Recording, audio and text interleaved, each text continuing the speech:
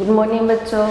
Class BSc third year और BSc BEd 4 year के लिए ऑर्गेनिक केमिस्ट्री का हमारा टॉपिक चल रहा है हेटेरोसाइक्लिक कंपाउंड। और हेटेरोसाइक्लिक कंपाउंड के अंदर पार्ट नंबर 28 की बात कर रहे हैं। काफ़ी बड़ा चैप्टर जिसका अंदर हम क्विनोलिन कर रहे थे, क्विनोलिन के बनाने की विधि। और क्विनोलिन को हमने इस प्रकार शो किया था, ये बेंजीनिन और बेंजीनिन के साथ एक और रिंग, कौन सी रिंग? पिरिडीन की रिंग। इसका नाम क्या है?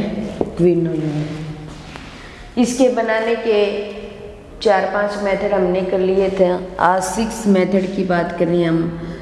क्लाउस विधि या क्लाउस अभिक्रिया या क्लाउस संश्लेषण बोल सकते हैं हम। ये ले रहे हैं हम।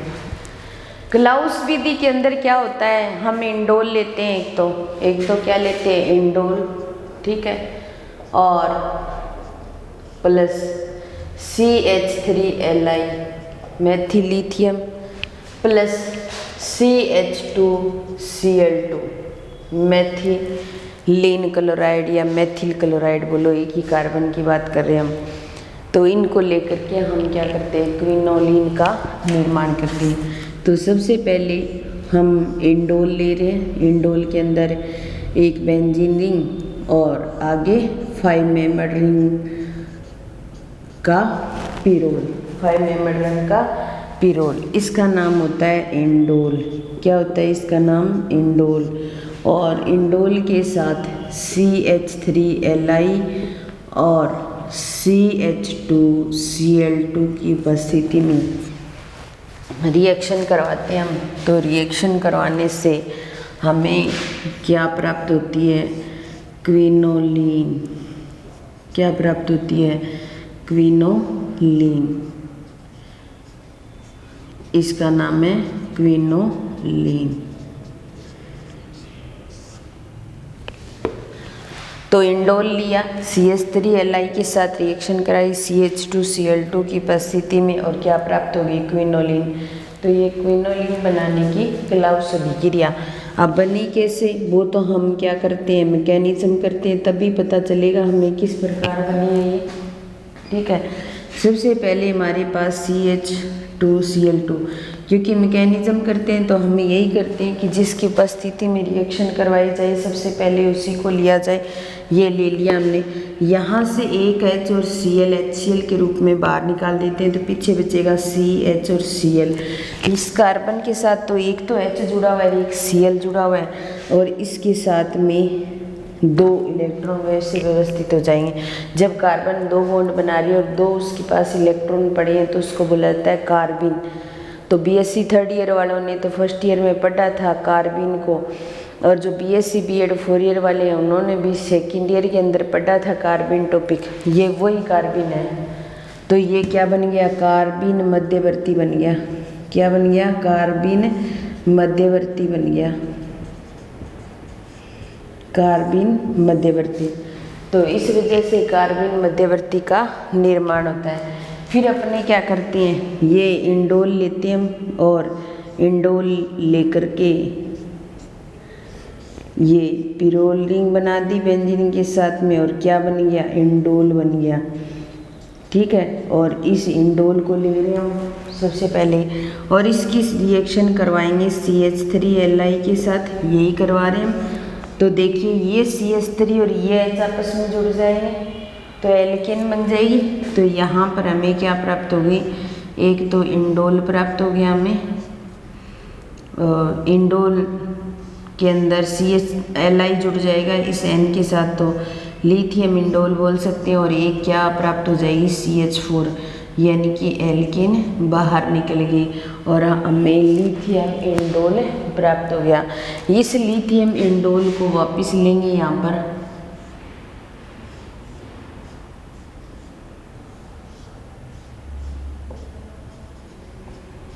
यही बनाया था हमने लिथियम इंडोल। इसको ले रहे हैं वापस, और इसकी रिएक्शन किसके साथ करवाएं? इस कार्बन के साथ करवाएंगे। तो CHCl इसके साथ करवाएंगे तो ये डबल बॉन्ड्स की ये बॉन्ड टूट जाएगा, इसका इलेक्ट्रॉन इसके साथ, इसका इलेक्ट्रॉन इसके साथ जुड़ जाएगा। तो हम ऐसे लिख सकते हैं इसको, ठीक है। और ये N और Li, ठीक है। और इन दोनों के साथ यहाँ से ये कार्बन जुड़ गया, कार्बन के साथ इधर तो हाइड्रोजन है और इधर Cl है, ऐसे लिख सकते हैं अपने। फिर ये बॉन्ड तो विस्थापित हो जाएगा, इधर चला जाएगा, ये इलेक्ट्रॉन यहाँ चले जाएंगे, ये इलेक्ट्रॉन यहाँ चले जाएंगे और हमें क्या प्राप्त हो जाएगा, क्विनोलिन। क्या प्राप्त हो जाएगा, क्विनोलिन। क्यों? क्योंकि ये कार्बन और ऐड हो गया इसके साथ में और N और ये Li बाहर निकल जाएगा और इस तरीके से, और HCl भी बाहर निकल जाएगा यहाँ से, और एक LiCl बाहर निकलेगा, HCl नहीं निकलेगा अभी, HCl तो पहले निकाल दिया हमने यहाँ पर, तो LiCl बाहर निकल जाएगा और हमें क्या प्राप्त हो जाएगी, क्विनोलिन। क्या प्राप्त हो जाएगी, क्विनोलिन। सबसे पहले इंडोल की मेथिलिथियम के साथ रिएक्शन करवाई, मेथिलिथियम के साथ रिएक्शन करवाई, क्या बन गई, क्विनोलिन। बनी कैसे, मैकेनिज्म के दौरान मेथिलीन क्लोराइड की रिएक्शन करवाएंगे, कार्बिन मध्यवर्ती बनेगा, HCl बाहर निकल गया। ये फिर इंडोल लेंगे, इंडोल के साथ CH3Cl रिएक्शन करेगा, लिथियम इंडोल बनाएगा और एल्केन बाहर कर देगा। यही लिथियम इंडोल वापस ले लिया और इस कार्बिन के साथ रिएक्शन करेगा और एक मध्यवर्ती कंपाउंड की फॉर्मेशन करेगा। और फिर उसके बाद में इसकी रिएक्शन किसके साथ करवाएंगे, इसको रीअरेंजमेंट करेंगे, व्यवस्थित करेंगे, रीअरेंजमेंट करेंगे। और रीअरेंजमेंट करने से क्या होता है, LiCl तो बाहर निकल जाता है और हमें क्या प्राप्त हो जाता है, क्विनोलिन। तो इस तरीके से क्लाउस विधि के द्वारा हम क्विनोलिन बना सकते हैं, क्लाउस विधि के द्वारा क्विनोलिन बना सकते हैं।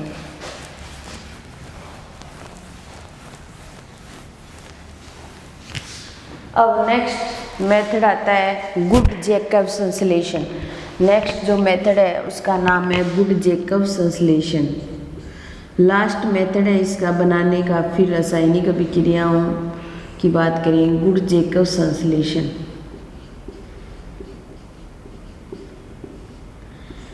गुड जैकब संश्लेषण, गुड जैकब संश्लेषण के अंदर होता क्या है कि हम एक एरोमेटिक एमीन लेते हैं, कोई भी एरोमेटिक एमीन ले सकते हैं। हम रिएक्शन के अकॉर्डिंग क्लोरो एरोमेटिक एमीन लेंगे, ठीक है, और उसकी रिएक्शन करवाएंगे एथोक्सी मेथिलीन मेलोनिक एस्टर के साथ।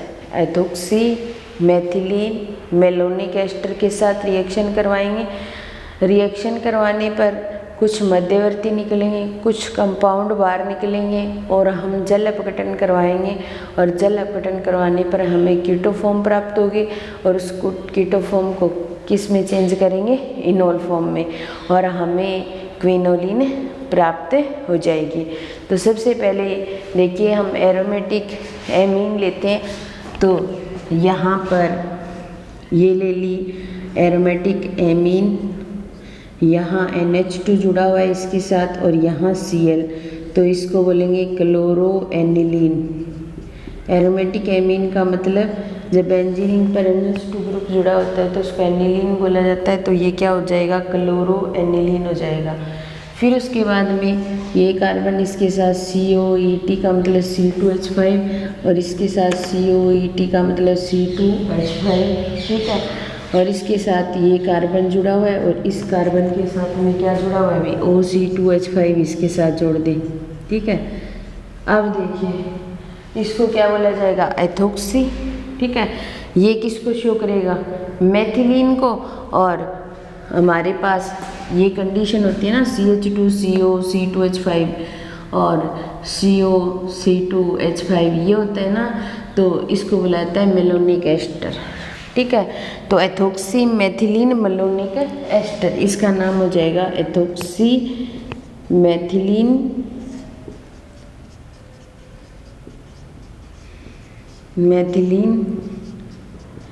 Malonic ester.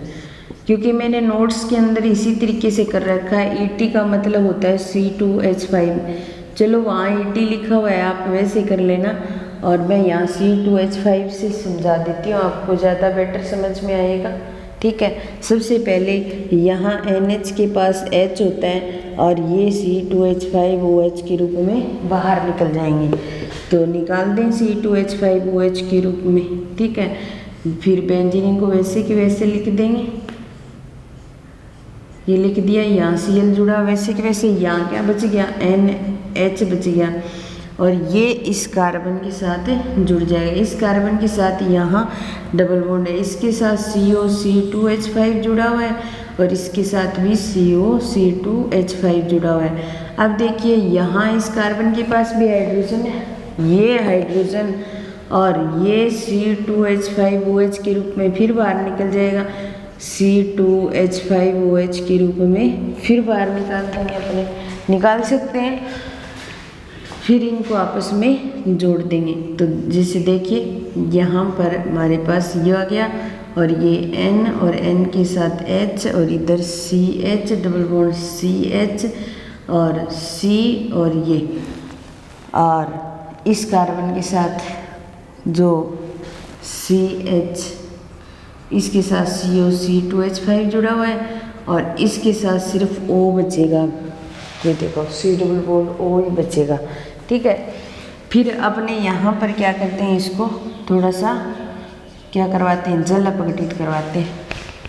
जल अपघटित करवाएंगे तो यहाँ से ये C2H5OH के रूप में फिर बाहर निकल जाएगा और उसके साथ में यहाँ Cl जुड़ा है, इसको जोड़े रखो, ये बेंजीन, यहाँ Cl, ये कंडीशन, फिर C डबल बॉन्ड O और ये कार्बन इसके साथ COOH आ जाएगा और डबल बॉन्ड CH और N और H।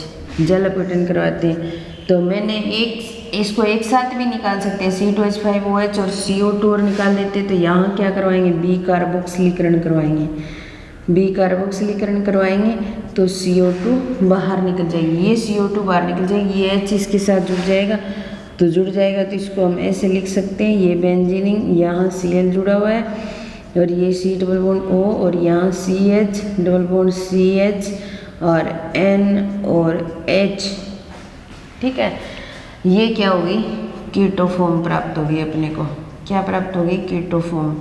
और इसको क्या करेंगे, अब इनोल फॉर्म में बदलेंगे, तो इनोल फॉर्म में बदलेंगे तो इस प्रकार ये Cl तो यही रहेगा, ये बेंजीन भी वैसे की वैसे रहेगी। अब इस कार्बन के साथ क्या जुड़ जाएगा, OH जुड़ जाएगा, यहाँ डबल बॉन्ड बन जाएगा और ये सिंगल बॉन्ड में कन्वर्ट हो जाएगा और ये डबल बॉन्ड और N, तो क्या बन गया, हाइड्रोक्सी क्विनोलिन। तो ये क्या बन गया, क्विनोलिन बन गया भाई, और साथ में क्या आ गई, इनोल फॉर्म आ गई, इनोल फॉर्म आ गई। तो ये थी गुड जैकब संश्लेषण विधि। तो सबसे पहले क्लोरोएनिलीन लिया, एथोक्सी मेथिलीन मेलोनिक एस्टर के साथ रिएक्शन करवाई, C2H5OH बाहर निकाल दिया, ये आपस में जुड़ गए। फिर हमने ऊपर वाला H और C2H5OH बाहर निकाल दिया, ये आपस में जुड़ गए। फिर जल अपघटन कराया तो ये कार्बोक्सिलिक समूह में चेंज हो गया, फिर भी कार्बोक्सिलीकरण करवाया तो CO2 बाहर निकल गई और कीटोफॉर्म को इनोल फॉर्म में बदल दिया। तो इसके साथ ही क्विनोलिन बनाने की विधियाँ कंप्लीट होती हैं। 7 मेथड है, सातों मेथड मैंने करवा दिया। अब आपको करने हैं एग्ज़ाम के लिए, तो आप इनको बार बार पढ़ते रहो, याद करते रहो, प्रैक्टिस करोगे तभी इतने बड़े मेथड आएंगे करने, वरना नहीं आएंगे। उसके बाद में बात करते हैं हम फिजिकल प्रॉपर्टी की, क्विनोलिन की फिजिकल प्रॉपर्टी की बात कर रहे हैं हम। तो भौतिक गुणों की अगर बात करते हैं हम, सबसे पहले यह एक रंगहीन द्रव है, यह एक रंगहीन द्रव होता है, रंगहीन द्रव होता है यानी कि इसका कोई कलर नहीं होता, ठीक है, कलरलेस होता है। दूसरा है इसका बॉइलिंग पॉइंट, बॉइलिंग पॉइंट का मतलब हो गया कि जिस पॉइंट पर ये उबलना स्टार्ट हो जिसका बॉइलिंग पॉइंट होता है वो 238 डिग्री सेंटीग्रेड टेम्परेचर होता है, 238 डिग्री सेंटीग्रेड टेम्परेचर पर उबलने लग जाएगा। तीसरी बात, ये जल के अंदर तो जल में तो क्या होता है, विलय होता है, जल में तो विलय होता है, लेकिन ईथर और एल्कोहल के अंदर अविलयशील होता है, इनके अंदर अविलयशील होता है। तो ये इनके फिजिकल प्रॉपर्टी की बात हो गई। ठीक है, अब हम बात करते हैं रासायनिक अभिक्रियाओं की।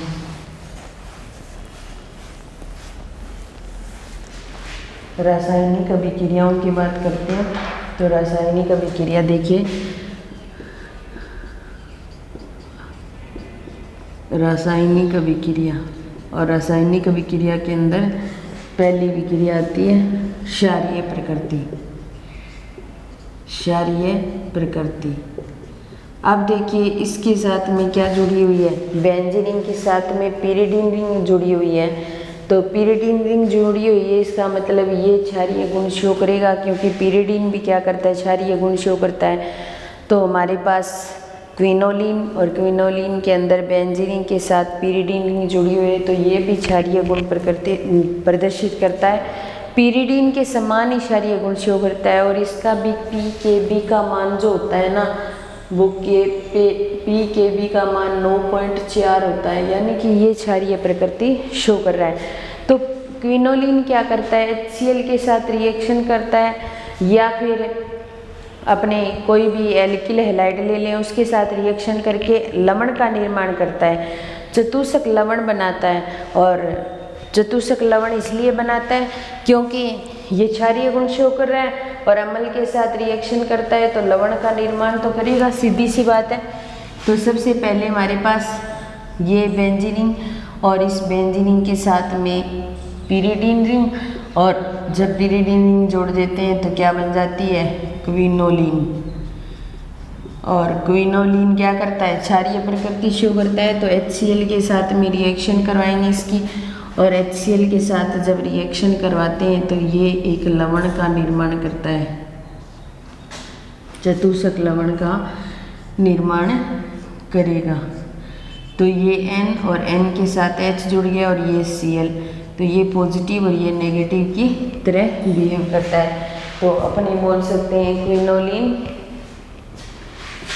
क्विनोलिन के साथ में हाइड्रोजन क्लोराइड जोड़ा, तो क्विनोलिन हाइड्रोक्लोराइड, क्विनोलिन हाइड्रोक्लोराइड क्या बन गया, क्विनोलिन हाइड्रोक्लोराइड बन गया।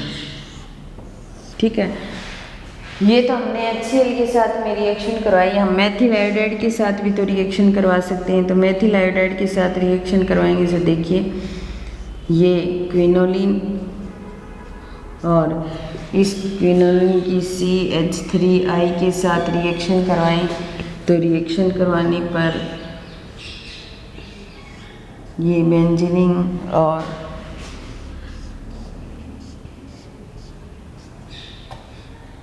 N और CH3 और Li, ये पॉजिटिव, I ये नेगेटिव और ये पॉजिटिव, तो ये बन जाएगा क्विनोलिन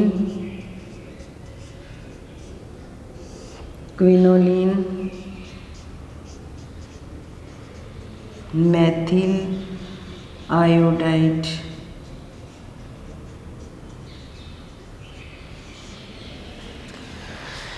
क्विनोलिन हाइड्रोक्लोराइड या क्विनोलिन मेथिल आयोडाइड।